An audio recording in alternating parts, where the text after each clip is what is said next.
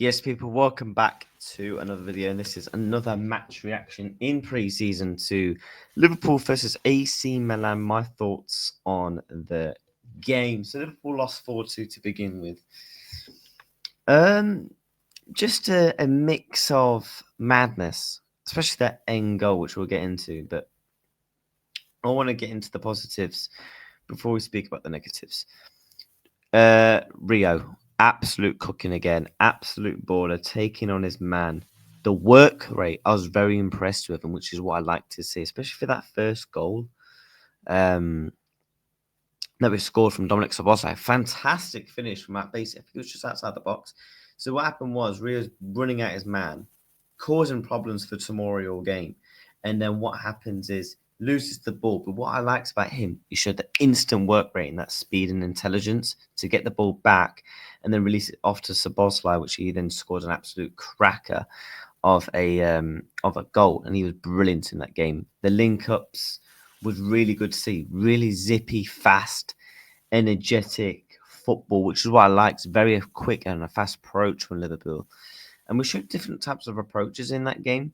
That we can do that the slow build-up plus we can do where we can just zip the ball around really, really quick, like there's no tomorrow, like an F1 car. Florian Wirtz was exciting to watch. The way that he's elegated, just be able to just drive through the midfield like there's just no tomorrow, just gliding his way through, linking up with whoever is in the front three and doing that 1-2 movement, which I thought was really good. And his physicality is very good. And I've mentioned that about Florian Wirtz, which is what I like. He's a tempo setter. He can set the tempo of the game of how it's going. He can direct the game. And his physicality was brilliant to watch because that's something that we criticised Harvey Elliott for not having that physicality. But Florian Wirtz does certainly have that. The way he's able to just glide. And it's hard for defenders to take off the ball because he's, so good on the ball. And his physicality is very good. The way he's able to just shove people off him who's trying to get the ball off him. So he was very, very impressive. I thought other players put a standout. Stephenson in that first 20 minutes, I thought was really good going forward. Him and Salah having that link up down the right, overlapping him as well. Going into that final third areas, which was really, really good to watch from him. So yeah, it was a good first half from the first selected players. I also thought Tyler Morton put in a really good shift. It's going to be interesting to see what happens to him if he's going to be sold or not. And then obviously his replacement came on was Trey Naoni. Again, he was brilliant. There's a moment in that second half where he's just dizzy and dallying by past players and he loses the ball. And again, showing that work rate. And that's something I like to see from the youngsters. Showing that work rate, showing that passion for the badge, proving to the manager that you do have a part to play in this team. But the question is, does Rio get chances next season? I can't lie. I think he does, people.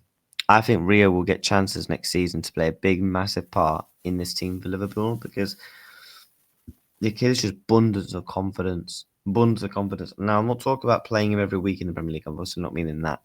But maybe coming on with 20, 15 minutes to go just to play a part. Definitely guaranteeing him the cup games as well. Also, to add into the fact that the goals that we did concede, which were the negative, very poor defensively. I mean, we saw Tsimikas at left centre back again, which we saw Robertson at centre back against Preston. So are we indicating that we actually keep all three left backs and then use them as centre backs because we're not going to go and get two centre backs? I think that's very much a possibility to keep an eye out on. But yeah, we definitely do need to bring in a centre back, 1,100%. And the first goal, I thought Van Dijk could have maybe closed his man down. There was just a lack of space from the right back in Stephenson. Probably should have been more defensively and aware. But I think it's too hard to criticise him on that. And then you look at some of the other goals where they're just breaking through. That third goal where they just split open our attack, split open our defence. And that's just, we was playing such a high line. And that's why I'm not worried because I feel like Slot is just statistically tweaking a couple of things. We're not going to be playing that performance and that the way we played today. We're not going to see that at Bournemouth at home or the Community Shield or the following games after that. So that's why I'm not too concerned necessarily even about the results. Cody Gakpo also scored a really, really good ball from Konate on the edge of the yard box, whips the ball in, and then Cody Gakpo's just there. We know what he's like aerially wise, and then just bullet headers it in. The fourth goal, I don't know what happened. Madarashvili and Tsimikas, just a lack of communication there. Really, really a lack of communication. And yeah, they just score basically a tap-in, really. But overall, I don't think it was as bad as a performance as people would make out. There was good patterns of play, like I said. But that high line will need to obviously be fixed going into the season. We cannot play a high line like that. So obviously we will get killed on the transitions, because obviously not having a natural DM is obviously going to also affect that as well. But this is just kind of my quick thoughts. I mean, look, guys, it's pre-season. You can go back and watch my watch along, and you see my all of the brief thoughts on it. So, look, it's pre-season. That's why I'm not going to take too much into an account with that. But I did enjoy